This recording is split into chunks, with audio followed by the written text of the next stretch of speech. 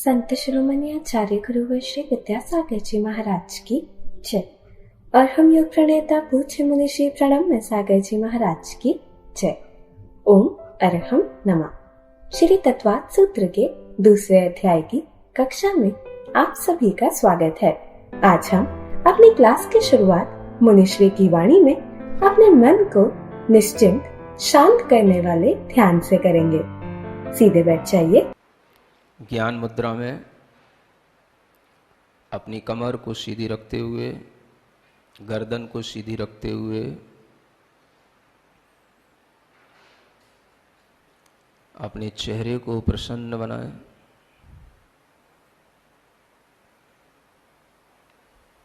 अपनी श्वास पर ध्यान दें।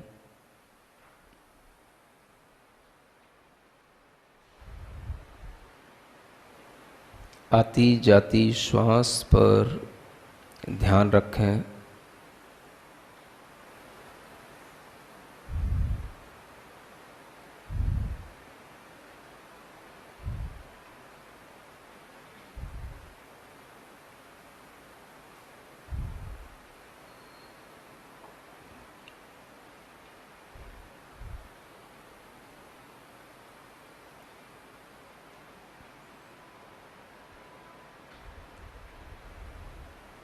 पूरा फोकस, पूरा कंसंट्रेशन अपनी ब्रीदिंग्स पर।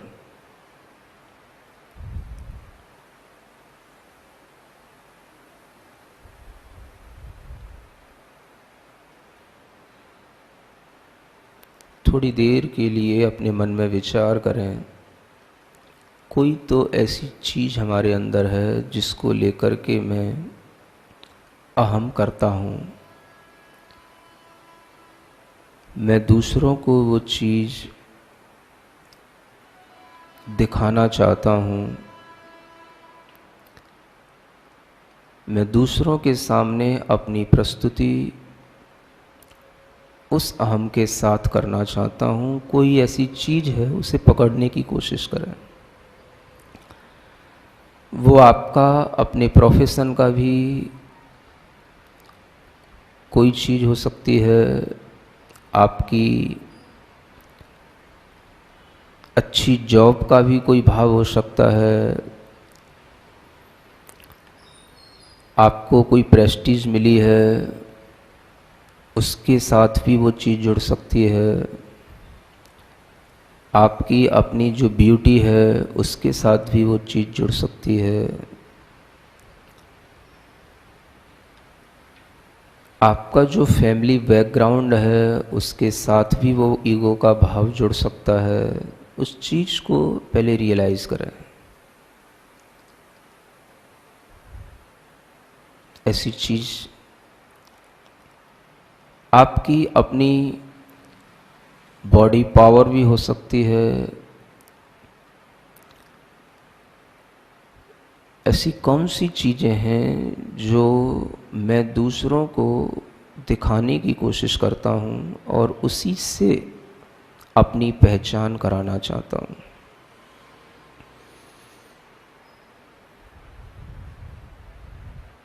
उस चीज़ को पकड़ें।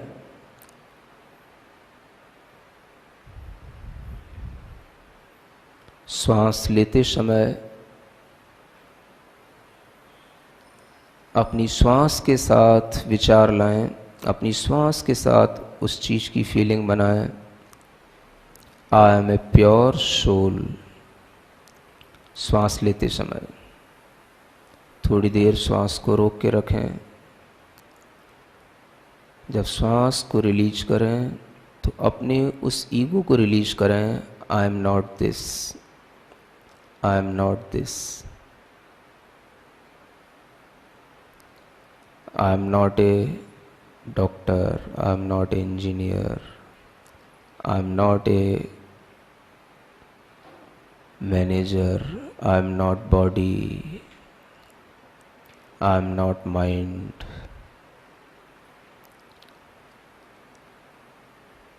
इनहेल करें, I am pure soul. Exhale करें, I am not body, I am not mind. Repeat this process 10 to 11 times.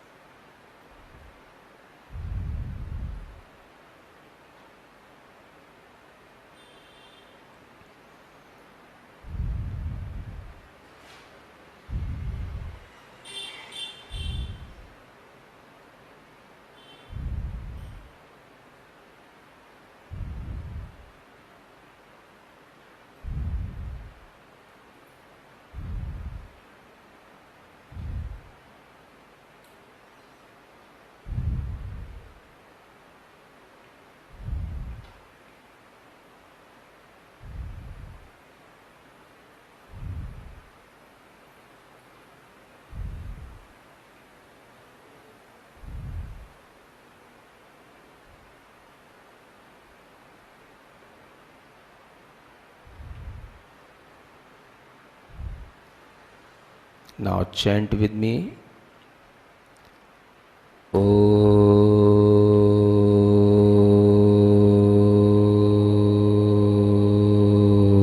Arham Namaha.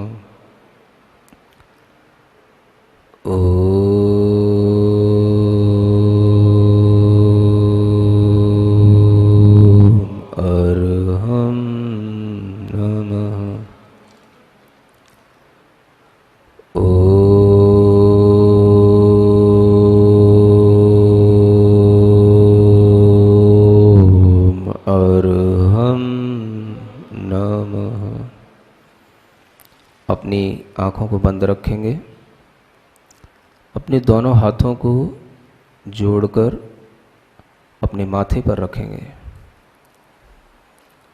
मुद्रा प्रार्थना की रहेगी और उस प्रार्थना की मुद्रा में 3 बार अपनी अंजलि घुमाकर जो अपनी आत्मा के अंदर मृदुता उत्पन्न किए हैं, जो अपनी आत्मा को क्षमा आदि धर्मों से विभूषित किए हैं, जिन्होंने अपनी मान कसाई को जीता है, ऐसी सभी आत्माओं को मैं हृदय से नमस्कार करता हूँ, प्रणाम करता हूँ। 3 बार अपनी अंजलि घुमाकर उन आत्माओं के उन गुणों की प्राप्ति करने के लिए मुझे भी आपकी जैसी मृदुता, नम्रता मिले और अपने दोनों हाथों को नीचे लाकर जमीन से टच करके साधु मुद्रा में नमस्कार करने की कोशिश करेंगे, आंखें बंद रखते हुए। साधु मुद्रा में रुकेंगे, यही भाव रखेंगे कि मुझे उन आत्मा के मार्दव धर्म की प्राप्ति हो रही है, मेरा हृदय मृदु हो रहा है, मैं उन आत्मा के प्रति मन वचन काय से नम्रीभूत हूँ, समर्पित हूँ। मेरे अंदर उन गुणों को ग्रहण करने की पूर्ण समर्पण भाव से भावना है। मेरा जब भी कभी ऐसी आत्माओं का, उन आत्माओं के साथ मिलने का भाव हो, उनके दर्शन का भाव हो, मैं इसी तरह के नम्र भाव से उनके सामने अपनी प्रस्तुति रखूँगा।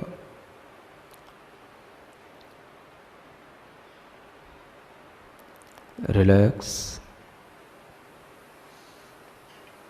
अपनी दोनों हथेलियों को घिसें, आँखों पर रखें, मुख पर रखें।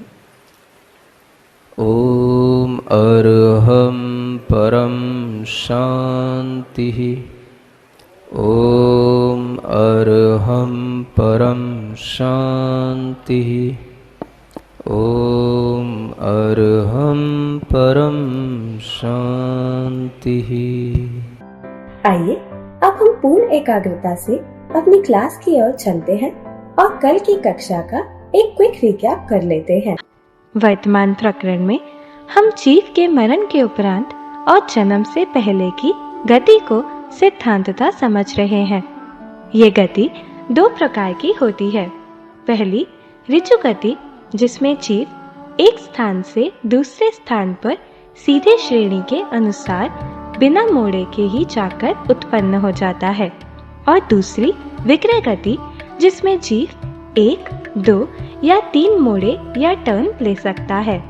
हमने जाना कि आहारक जीव 9 कर्म पुद्गलों को ग्रहण करता है और अनाहारक जीव केवल कर्म पुद्गलों को ग्रहण करता है। इसी अवस्था में कार्मण योग होता है। कर्म योग विक्रय गति में ही होता है, ऋजु गति में नहीं। सूत्र 26 अणुश्रेणी गति विक्रय गति और ऋजु गति दोनों में घटित होता है, क्योंकि दोनों में ही गति श्रेणी के अनुसार होती है। सूत्र 27 अविग्रह जीवस्य में अविग्रह अर्थात विग्रह से रहित यानी मोड़े से रहित, कुटिलता से रहित गति को मुक्त जीव के लिए ग्रहण किया है। इसे ऋजु गति भी कहते हैं। सूत्र 28 में च शब्द संसारी जीव के लिए सूत्र 27 की अनुवृत्ति के लिए आया है, अर्थात संसारी जीव में अविग्रह और विग्रह वाली दोनों गतियां होती हैं। हमने गति से गत्यांतर में 4 प्रकार की गति को समझा है। पहली ईशु गति यानी बाण की तरह गति। जीव एक समय में सीधा श्रेणी से जाकर अपने स्थान पर उत्पन्न हो जाता है। दूसरी पाणी मुक्ता गति, मतलब हाथ पर रखे मोती के समान गति, जो एक कफ या मोड़ा लेकर नीचे गिरेगा। इसके एक मोड़े में 2 समय लगते हैं। पहला समय अनाहारक या कर्म योग वाला होगा और दूसरे समय में वह एक मोड़ा लेकर जन्म लेकर आहारक हो जाएगा। तीसरी लांग लेका गति, जो हल के समान 2 मोड़े वाली होती है। इसके 2 मोड़े में 3 समय लगेंगे। पहले 2 समय जीव अनाहारक होगा और तीसरे समय में वह आहारक हो जाएगा। और अंतिम गौमूत्रिका गति, मतलब गाय के मूत्र के समान गति। इसके 3 मोड़े में 4 समय लगेंगे। पहले 3 समय में वह अनाहारक होगा और चौथे समय में वह आहारक हो जाएगा। हमने जाना कि कार्मण का योग वस्तुतः अनाहारक अवस्था में या मोड़े की अवस्था में ही होता है। प्राक चतुर्विह के अनुसार 4 समय से पहले ही यानी 3 समय तक ही विक्रय गति होती है। उसके पश्चात जीव नियम से आहारक होकर 9 कर्म वर्गणाओं को ग्रहण करने लग जाता है। पहली ईशु गति में कोई मोड़ा नहीं है, इसलिए इसमें कार्मण का योग नहीं होगा। जीव एक समय में दूसरे जन्म में 9 कर्म वर्गणाओं को ग्रहण करता हुआ ही उत्पन्न होगा। हमने जाना कि गति के अंतिम समय में जीव की उत्पत्ति हो चुकी होती है। 1, 2 और 3 मोड़े वाली गति में जीव को 2, 3 और 4 समय लगते हैं, परंतु उनकी विक्रय रहित अवस्था सिर्फ मोड़े के दौरान अर्थात 1, 2 और 3 समय ही रहती है। तो चलिए अब हम सभी अपने मोक्ष मार्ग को प्रशस्त करने के लिए पूज्य मुनि श्री का उद्बोधन सुनते हैं।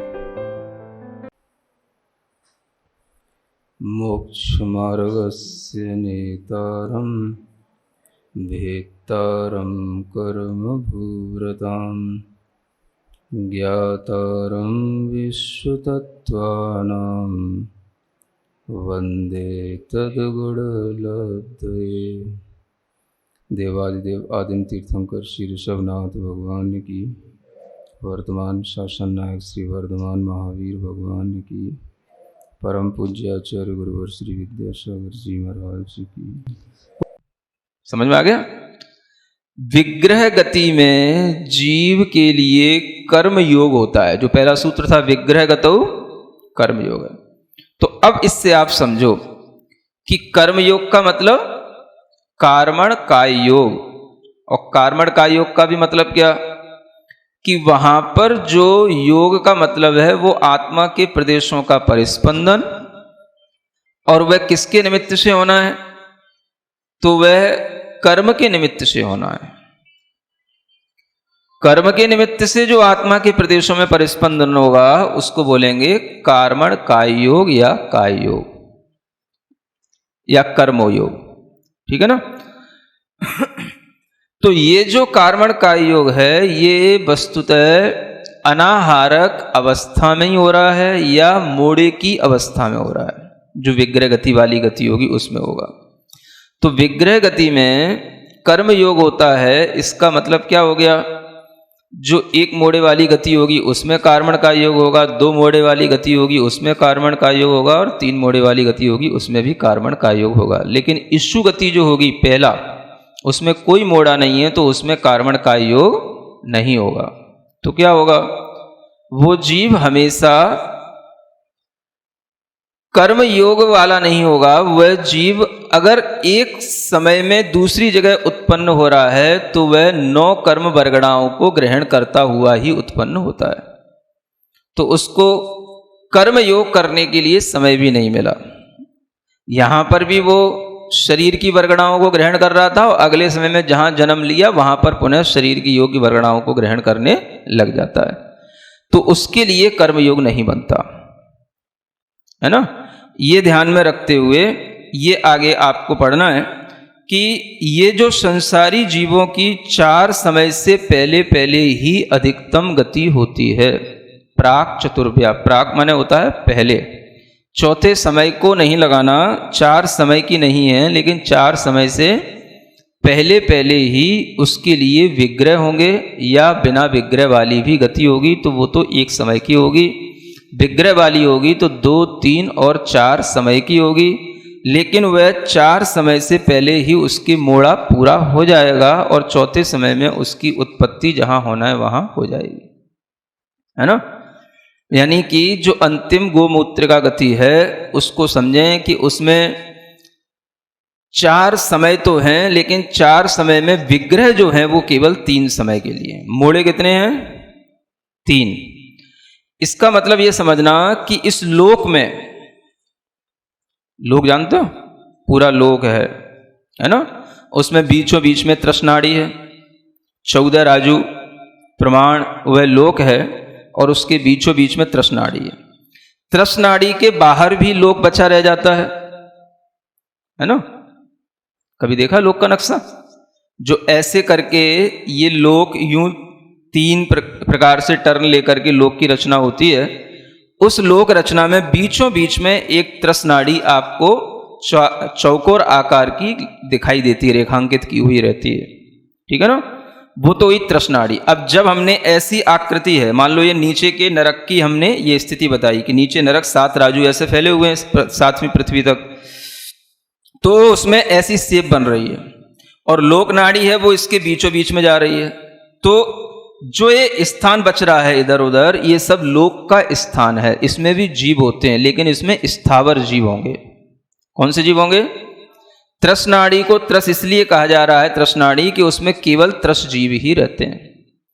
तो जीवों का जो जन्म मरण होता है वो तो स्थावर से भी त्रस में होता है, त्रस से भी स्थावरों में होता है, स्थावरों से भी स्थावरों में होता है और त्रस से भी त्रस में होता है। ठीक है ना। कोई भी जीव तृष्णाड़ी के बाहर है तो वहां से भी आकर के वो तृष्णाड़ी के अंदर जन्म ले सकता है, अथवा तृष्णाड़ी में जन्म लेने के बाद भी वह और अगले रूप में अगली स्थान पर जाकर के तृष्णाड़ी के अंदर त्रस से त्रस भी बन सकता है। इस तरह से जीवों का जो एक जन्म से दूसरे जन्म के बीच की जो गति होती है वह तृष्णाड़ी में भी हो सकती है और तृष्णाड़ी के बाहर से भी शुरू होकर के बाहर जाकर के पूर्ण भी हो सकती है। एक छोटी सी बात समझने की यह है कि इस लोक में ऐसा कोई भी स्थान नहीं है जहां पर इस जीव को 3 विग्रह से ज्यादा लेने पड़े, है ना, या 4 समय से ज्यादा उसे कहीं पहुंचने में लगे। 4 समय से पहले पहले ही उसके लिए विग्रह होंगे, चौथे समय में तो वह जीव कहीं ना कहीं जन्म ले लेगा। इस सूत्र का यह अर्थ निकालना पूरे लोक में। यानी 343 घनराजू प्रमाण लोक है, 14 राजू की वह तृष्णाड़ी है और उसमें कुछ कम तृष्णाड़ी 14 राजू की है और उसमें जो हमें ऊंचाई दिखाई दे रही है 14 राजू की, उसके साथ साथ उसकी जो गहराई होती है उत्तर दक्षिण वो 7 राजू होती है। और उस इतने विशाल उस लोक के क्षेत्र में कहीं पर भी जीव कहीं से भी कहीं जाकर के उत्पन्न होगा, वह चौथे समय में नियम से कहीं ना कहीं उत्पन्न हो जाएगा। सुन रहे हो? इस सिद्धांत याद रखो। प्राक चतुर्भ्य 3 समय से पहले ही विग्रह होंगे, चौथे समय में तो वह उत्पन्न हो जाएगा। यानी अगर वह कहीं बीच में रहेगा एक जन्म से दूसरे जन्म के बीच में, तो उसे अधिक से अधिक कितने समय तक रहना पड़ेगा? चौथे समय में तो उत्पन्न नहीं हो गया, वो तो वहां जन्म ले ही लेगा। बीच में रहने का टाइम कितना हुआ? तो 3 समय। 3 समय, 3 शब्द को कहने में भी असंख्यात समय हो जाते हैं। फिर से सुनो कान खोल के, क्या बोला मैंने? 3, इतना बोलने में असंख्यात समय हो गए। अब आप समझ लो समय कितना छोटा होता है। सुन रहे हो? असंख्यात समय हो गए 3, इतना सुनने में, इतना बोलने में। अब इतने के आप समझो कि एक समय कितना छोटा हो सकता है, आप अंदाजा भी नहीं लगा सको कि एक समय इतना छोटा होता है। उस एक समय के जैसे 1, 2, 3 समयों में यह जीव उत्पन्न हो जाता है दूसरी जगह पर। इससे ज्यादा कहीं आत्मा बिना शरीर के रह नहीं सकती है। सुन रहे हो? खास तौर से जैन लोगों, जब जैन लोग भी मिथ्या दृष्टियों जैसी बातें करते हैं तो थोड़ा सा कैसा लगता है? क्या करें अब इनके साथ में? अब कुछ कर तो सकते नहीं है, लेकिन जब ये बातें करते हैं, महाराज आत्मा भटक रही है, आत्मा कब तक भटकती रहती है, मेरे पिताजी की आत्मा कहीं भटक तो नहीं रही, मेरी माँ की आत्मा कहीं भटक तो नहीं रही, मेरे घर में वो आत्मा दिखाई देती रहती है, उनका ट्रेन से कट के मरण हो गया, अकाल मृत्यु हो गई, अब उनकी आत्मा भटकती रहेगी कि उनको कोई नया जन्म मिल जाएगा। ऐसी बातें करते रहते हैं जैन लोग आकर के। अब उस समय पर तो उन्हें तत्वसुत्व तो सिखाया नहीं जा सकता, न उन्हें कोई ये समझने की कोई क्षमता होती है और न इस तरह की बातें सुनने की उनकी कोई मानसिकता होती है। सुन रहे? तो ये समझ लो, आप जितने भी लोग सुन रहे हैं, कम से कम उतने ही लोग भ्रम से दूर हो जाएं, भ्रम मुक्त हो जाएं, उतने ही लोग एक सही ज्ञान रखने लगें, तो बहुत सारे लोगों को आप भी ज्ञान दे सकते हो। जब भी कोई लोग ऐसी बातें करते हैं, आत्मा भटक रही है, आत्मा न जाने कब से कितने समय तक भटकती रहेगी, उसकी आयु पूरी नहीं हो पाई, तो अब उतनी आयु तक क्या वो भटकती रहेगी क्योंकि अकाल में मर गई, ऐसा वैसा कहते हो कि नहीं? तुम भी तो कहते रहते होगे, हैं? नहीं कहते? अब नहीं कहना, ठीक है? भूल चूक माफ, है ना? अब हमारे सामने ऐसी बातें नहीं करना, ठीक है ना? आत्मा कितने समय तक भटक सकती है अधिक से अधिक, ये सिद्धांत जानो, ये इसलिए बता रहा था मैं। हाँ, कितने समय तक? बस 3 समय के आगे चौथे समय में तो वो कहीं ना कहीं जन्म ले ही लेगा। इससे ज्यादा उसे बीच में कहीं भटकना होता ही नहीं, रहना होता ही नहीं। शरीर उसको अगर नहीं मिला तो कितने समय तक नहीं मिला? 3 समय तक। बस चौथे समय में उसे शरीर मिलेगा ही। लोक में ऐसा कोई स्थान ही नहीं जहां पर कि वह 3 समय का उल्लंघन कर पाए या चौथे समय का उसके लिए जन्म ना हो पाए और वो कहीं और रह जाए, ऐसा संभव ही नहीं पूरी लोक में। समझ आ रहा? ये 3 समय भी मतलब किन्हीं विशेष जीवों के साथ ही 3 समय घटित होते हैं, अन्यथा जीव 2 समय ही, त्रस नाड़ी के अंदर जिसको त्रस से त्रस बनना है तो 2 समय से ज्यादा तो कभी लग ही नहीं सकते। समझ आ रहा है? और ज्यादातर 1 समय में ही हो जाएगा, क्योंकि त्रस नाड़ी के अंदर उसे 1 मोड़ा लेना है, ऊपर तक गया, जहां उसको साइड से जन्म लेना है 1 मोड़ा हो गया। समझ आ रहा है? 2 मोड़े लेना है, नीचे से जिस स्थान तक गया वहां 1 मोड़ा, फिर वहां से मुड़ करके फिर दूसरे स्थान तक गया तो दूसरा मोड़ा हो जाएगा। 3 मोड़ा भी बहुत कम स्थिति में बनता है, जिसे आचार्यों ने कहा एक निष्कुट क्षेत्र होता है। क्या बोलते हैं इसको? निष्कुट क्षेत्र, ये एक ऐसा क्षेत्र होता है कि जैसे तृष्णाड़ी के बाहर का स्थान है ना, और ये स्थान बड़ा तिरछा टाइप का, और जो 7 राजू तक अंदर उत्तर दक्षिण में लोक फैला हुआ रहता है, उसमें कहीं इस तरीके का स्थान होता है जहां से वह जीव मरे, और मर कर के माने लोक में निचले स्थान से मर कर के अगर कहीं ऊपर स्थान पर, या ऊपर से मर कर के कहीं निचले स्थान में, निष्कुट क्षेत्र से ही निष्कुट क्षेत्र में अगर उसको जन्म लेना पड़े, तब जाकर के 3 मोड़े लगेंगे।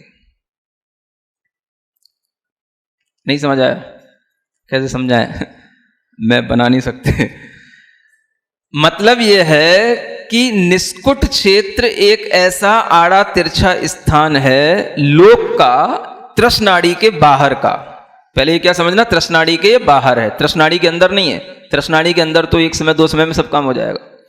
ये तृष्णाड़ी के बाहर, तृष्णाड़ी के बाहर कोई जीव, मानो यह धरातल है ना, ये 7वीं पृथ्वी के नीचे, अधोलोक का नीचे धरातल का तृष्णाड़ी के बाहर का एक स्थान है, जिसमें से जीव जन्म मरण करके उसको जन्म लेना है लोक के ऊपर, सबसे ऊपर स्थान पर, और वो भी निष्कुट क्षेत्र में। जैसा एक यहां निष्कुट क्षेत्र, वैसे ही वहां जाके जन्म लेना है। तो उसके लिए आचार्यों ने कहा कि सीधी उसके लिए आनुपूर्वी नहीं बनती, सीधी अनुसरणी उसके लिए नहीं बनती। वो इतना कहीं गहराई में ऐसा स्थान होता है कि वहां तक पहुंचने के लिए उसे पहले तो तृष्णाड़ी के अंदर आना पड़ेगा, समझ आ रहा है? फिर तृष्णाड़ी से ऊपर जाना पड़ेगा, तो एक मोड़ा ये हो गया। फिर वह उस क्षेत्र के पास तक जाने के लिए लोक से बाहर निकलने के लिए एक मोड़ा लेगा, ये दूसरा हो गया। और फिर लोक से मतलब जो तृष्णाड़ी है, उस तृष्णाड़ी से बाहर निकल करके उस निष्कुट स्थान तक पहुंचने के लिए फिर एक लेगा मोड़ा, तो वह 3 मोड़े बनेंगे उसके। इसके अलावा और कोई कंडीशन नहीं बनती जब जीव को 3 समय भी लगें, सॉरी 3 मोड़े भी लगें। समझ आ रहा है? तो कहने का मतलब यह है, अधिकतर जो त्रस से त्रस में जन्म ले रहे हैं उनके लिए तो 2 मोड़े और 3 समय है ना, तीसरे समय में तो उनकी उत्पत्ति हो ही जाएगी। तो ये जानने के लिए कि कोई भी जीव अगर कभी भी शरीर से रहित रहता है तो उसके लिए अधिक से अधिक टाइम 3 समय का ही है ना। और इसी बात को आगे के सूत्र में भी बताया जा रहा है। देखो क्या कहते हैं, अभी तो एक चीज और बता रहा है, एक समया विग्रह। क्या कह रहे हैं? अब यहां समय बताया जा रहा है। जो विग्रह से रहित गति है उसको बोलते हैं अविग्रह गति। वो कितने समय की होगी? तो 1 समय वाली होगी, है ना। उसमें केवल 1 इंस्टेंट, बस 1 समय लगेगा बस उसके अंदर, और कुछ नहीं होगा इससे ज्यादा। यानी जो गति मुक्त जीवों की होती है उसमें भी 1 समय लगता है, और जो गति संसारी जीवों की होती है बिना विग्रह वाली उसमें भी 1 समय ही लगेगा। ठीक है ना। जीव तो 2 ही प्रकार के होंगे, या तो मुक्त जीव या संसारी जीव। मुक्त का मतलब जो मुक्त हो गए उनकी नहीं, जो यहां से मुक्त हो रहे हैं उनकी बात की जा रही है। जिस समय पर यह जीव अपने शरीर को हमेशा के लिए छोड़ देता है, कर्म से मुक्त होकर के जब यह ऊर्ध्वलोक के लिए प्रस्थान करता है, तब इसकी गति सीधी अविग्रह वाली गति ही होती है ना। तो उस गति में उसके लिए केवल 1 समय ही लगता है। ये कल भी आपको बताया था।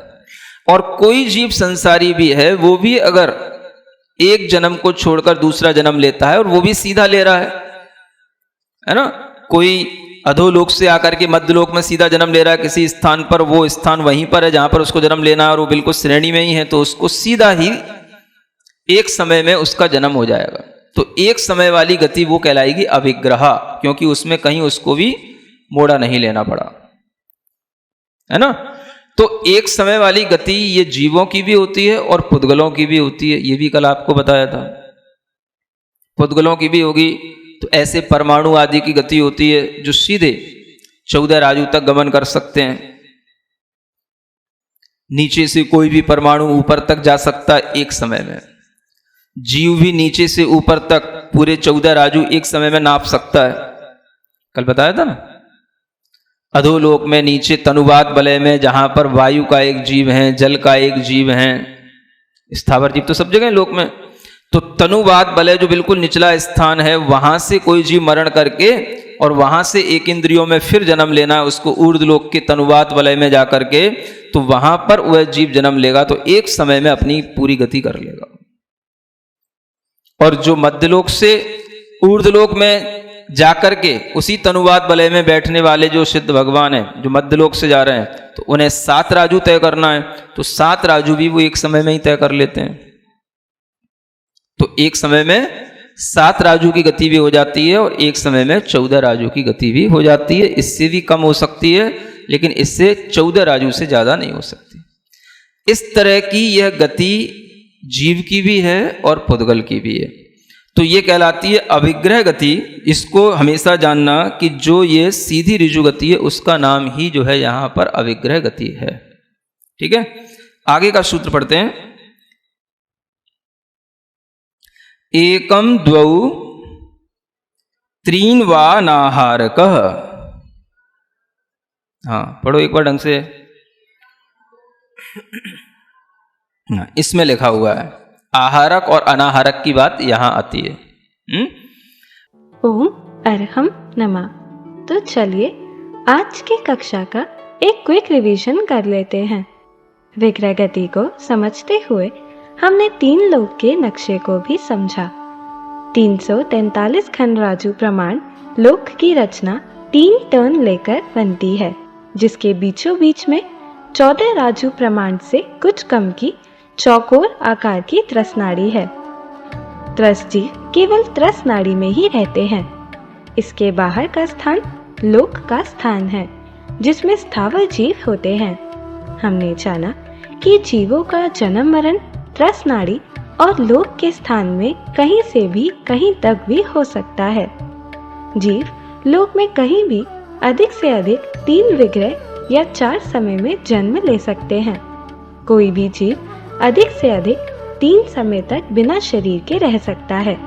3 समय भी किन्हीं विशेष जीवों के साथ घटित होते हैं, अन्यथा त्रसनाड़ी के अंदर जन्म मरण में तो 2 समय से ज्यादा नहीं लग सकते। जैसे त्रसनाड़ी के अंदर ऊपर तक गया और वहां से एक मोड़ा लेकर जहां साइड में उसको जाना है पहुंच गया। 2 मोड़े के लिए पहले मोड़ में नीचे जिस स्थान तक जाना है आया और फिर दूसरे मोड़े में साइड में गया।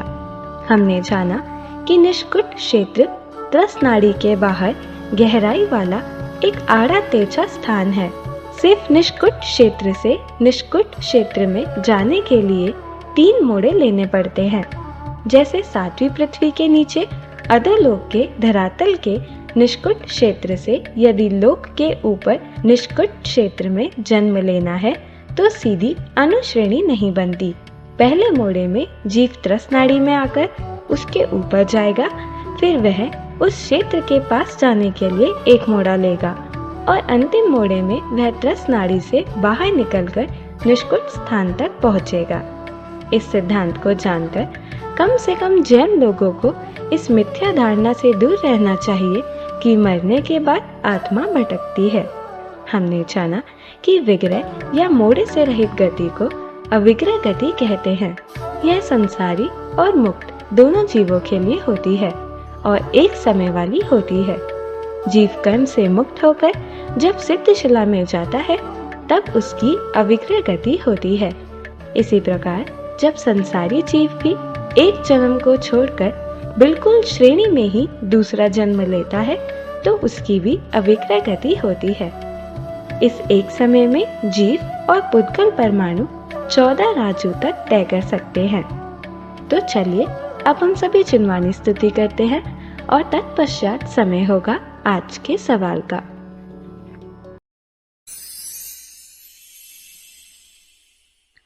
सिरिजिणवाणी जग कल्याणी जग जन मदतम मोहरी जणमण हारी गढ़हर हारी जम जरा भव रोग हरी।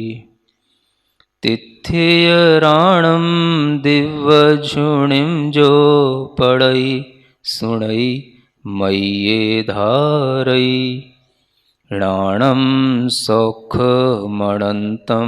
धर्य सासद मोक्ष पदं पावई सासद मोक्ष पदं पावई। अब समय है आज के प्रतियोगिता प्रश्न में भाग लेकर आकर्षक पुरस्कार जीतने का। आप अपने फोन को क्यूआर कोड स्कैन करने के लिए तैयार रखिए या लिंक पर जाएं। आप अपना उत्तर चुनकर हमें कल दोपहर 2 बजे तक भेज सकते हैं। 3 भाग्यशाली विजेताओं को मिलेंगे आकर्षक उपहार। विजेताओं का नाम इसी कार्यक्रम में हर रविवार को घोषित किया जाएगा। साथ ही सभी प्रश्नों के सही उत्तर भी बताए जाएंगे। आज का सवाल है, अविक्रय गति में कितना समय लगता है? 1 समय, 2 समय, 3 समय, 4 समय। अगर आप किसी कारणवश कोड स्कैन न कर पाए हों तो आप क्लास की वेबसाइट पर जाकर उन्हें अटेम्प्ट कर सकते हैं। इस लिंक पर जाएं या क्यूआर कोड को स्कैन कीजिए।